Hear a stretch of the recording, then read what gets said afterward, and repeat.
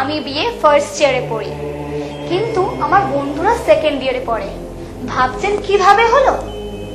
আমি উচ্চ মাধ্যমিকে সায়েন্স নিয়ে পড়া শুরু করি। রেজাল্টে ভালো মার্কস না হওয়ায় আমি অনার্স পাই না।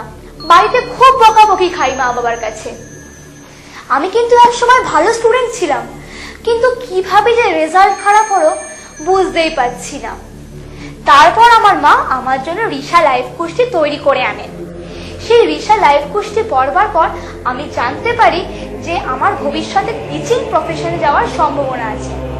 তাই আমি সায়েন্স ছেড়ে আবার নতুন করে আর্টস নিয়ে পড়াশোনা শুরু করি। এখন আমি হিস্ট্রিতে অনার্স পেয়ে যাই। বাড়িতে আর কারোর কাছে বকাবকি খাই না, বাড়িতে শান্তি আছে।